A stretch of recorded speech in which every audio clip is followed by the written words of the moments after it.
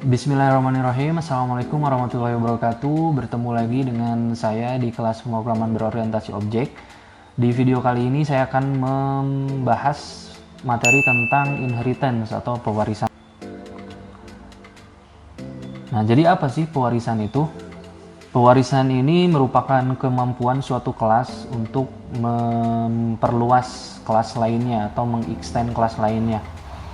Atau secara lengkapnya, pewarisan adalah kemampuan suatu kelas yang dapat menurunkan atribut atau metode terhadap kelas anaknya. Jadi kita kenal juga atribut atau metode ini sebagai properti ya. Nah, di dalam konsep pewarisan, kelas yang menurunkan atau yang mewariskan propertinya itu disebut dengan parent class. Atau di referensi lain ada yang menyebutnya superclass dan base class.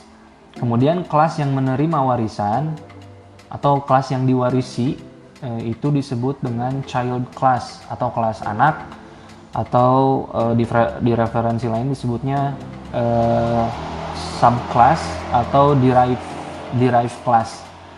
Nah, di dalam Java sintaks untuk pewarisan itu adalah extends.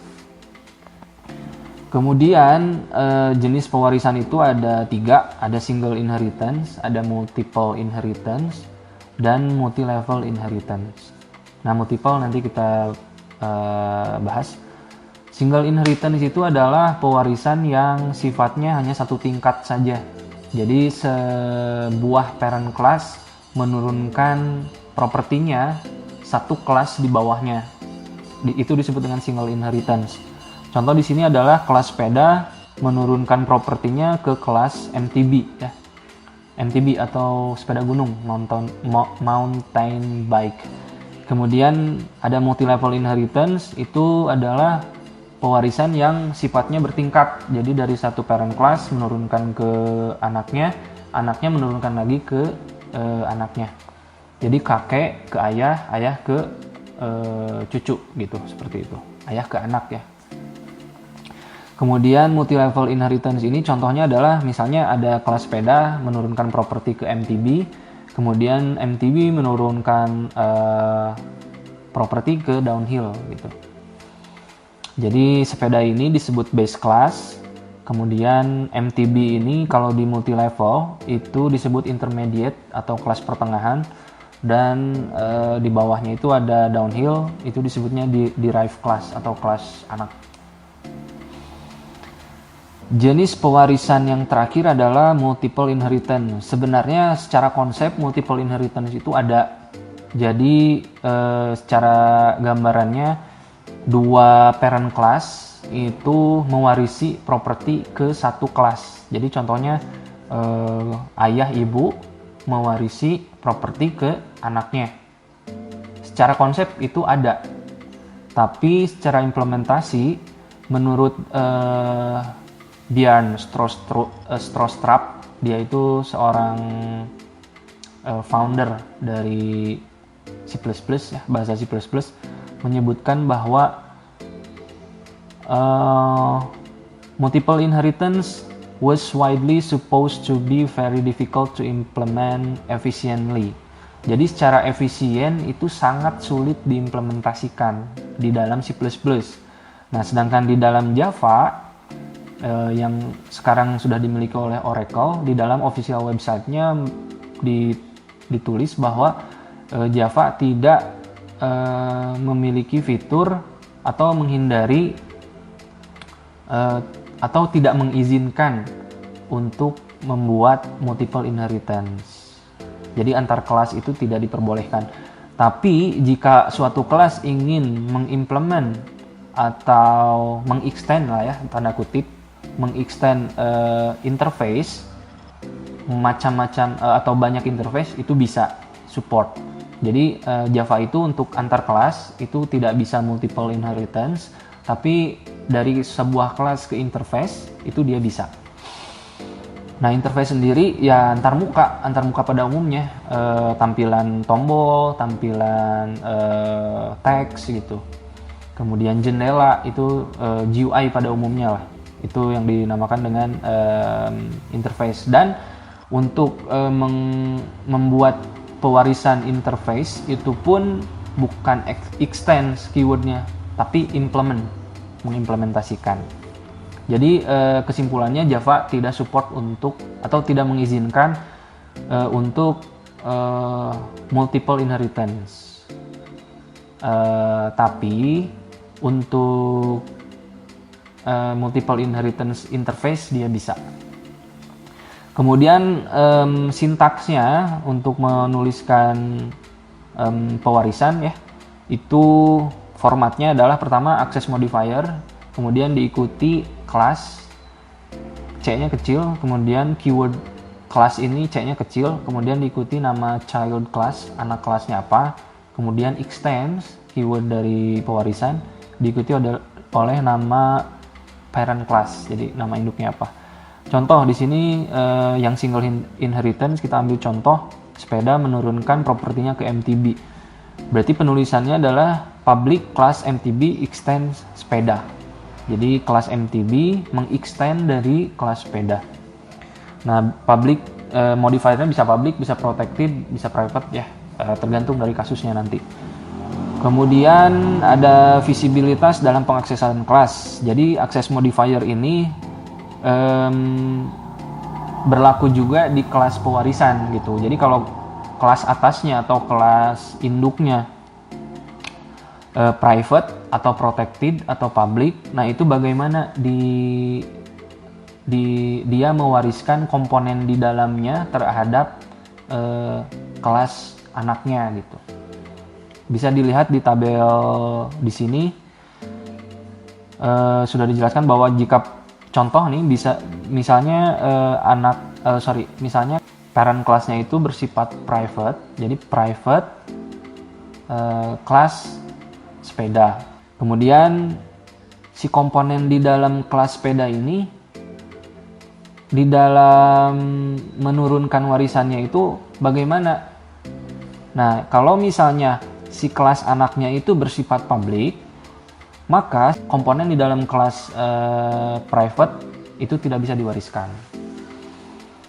Begitupun di kelas, jika kelas turunannya atau child kelasnya private dan protected itu tetap tidak diwariskan. Jadi tidak bisa diwariskan komponen di dalam kelas yang bersifat private dan begitu seterusnya. Kemudian akses kontrol kita bisa dilihat di sini bahwa kemudian akses kontrol kita bisa lihat di sini sebenarnya ini sudah kita pelajari di slide sebelumnya. Jadi public itu bisa di-share kemana aja, protected itu bisa di-share kemana aja, kemudian private itu bisa di-share kemana aja. Kemudian selanjutnya adalah konstruktor. Jadi konstruktor ini di dalam object oriented sangat khas atau sangat penting ya, karena konstruktor sendiri merupakan metode khusus untuk mendefinisikan di dalam kelas dan akan dipanggil secara otomatis setiap kali terjadi instansiasi objek. Kemudian tujuannya adalah atau fungsinya adalah melakukan inisialisasi nilai terhadap data-data yang terdapat pada kelas yang bersangkutan. Kemudian apabila kita menuliskan atau dalam implementasinya tidak mendefinisikan konstruktor, maka Java akan membuatnya secara otomatis yang dinamakan dengan default konstruktor. Nah, syarat membuat konstruktor itu ada 4, setidaknya ada 4. Yang pertama, nama konstruktor itu harus sama persis dengan nama kelasnya. Kemudian konstruktor ini tidak boleh mengembalikan nilai, return itu tidak boleh. Kemudian tidak boleh berbentuk abstrak, final, static, dan synchronize. Kemudian bisa diterapkan access modifier. Jadi sebelum dituliskan nama konstruktornya diikuti oleh access modifier, public, protected, dan sebagainya.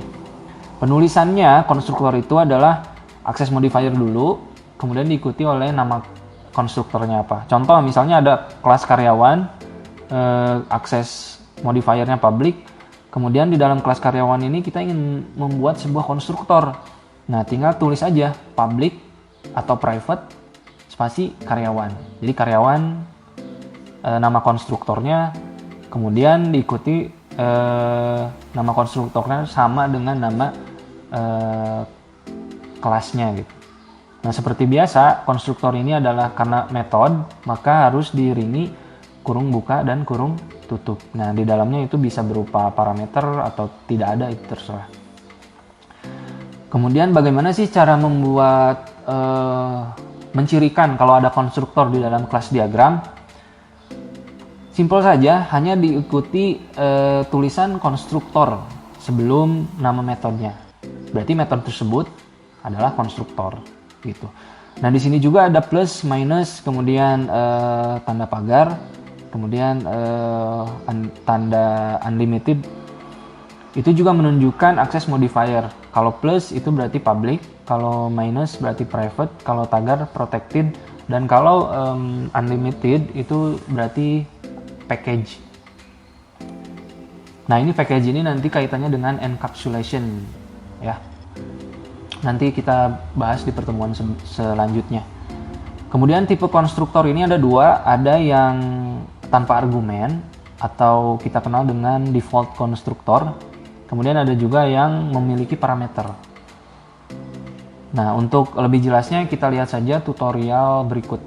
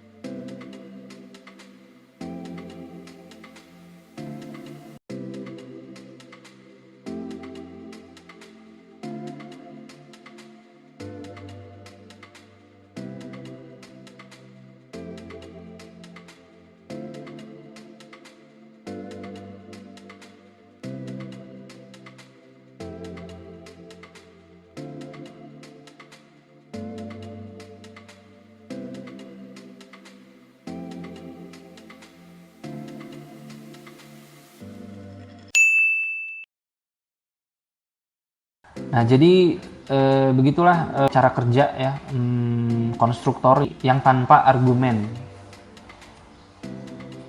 Jadi di akhirnya itu waktu konstruktornya dipanggil, dia bisa menghasilkan nilai 0 atau 0. Selanjutnya adalah konstruktor berparameter. Nah, lebih jelasnya kita lihat video berikut.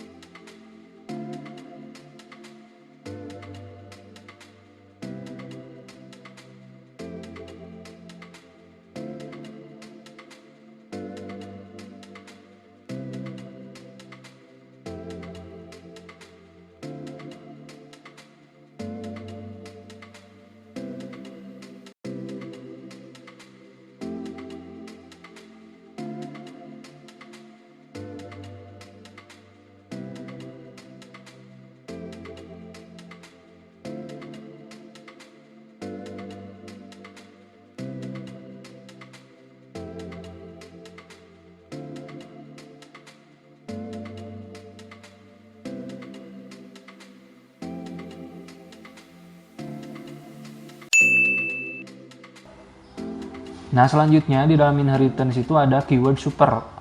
Keyword super ini sangat penting karena dia bisa atau berfungsi memanggil konstruktor parent class maupun metode parent class-nya. Jadi kita tidak usah capek-capek membuat lagi. Nah, sintaksnya itu sama super, kemudian diikuti oleh parameter atau tidak. Itu jika kita ingin mengakses eh, konstruktor di parent class. Nah, jika kita ingin mengakses metode di parent class, itu sama seperti kita mengakses metode di objek. Jadi caranya super, kemudian titik, nah akses nama metodenya apa, metode di parent classnya apa, kemudian diikuti parameter atau tidak. Nah, lebih jelasnya kita lihat video berikut.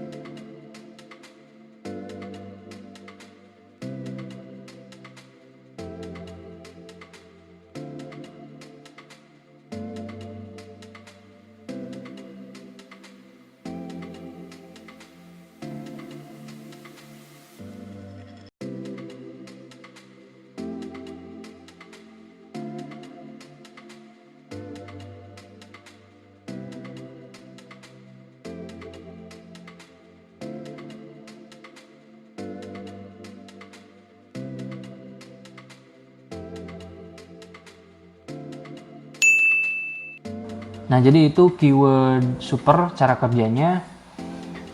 Mungkin pertemuan kali ini saya cukupkan sekian. Apabila ada pertanyaan, silahkan mengajukan di e-learning atau di WhatsApp group. Mudah-mudahan bermanfaat dan terima kasih atas perhatiannya. Billahi taufiq walhidayah. Wassalamualaikum warahmatullahi wabarakatuh.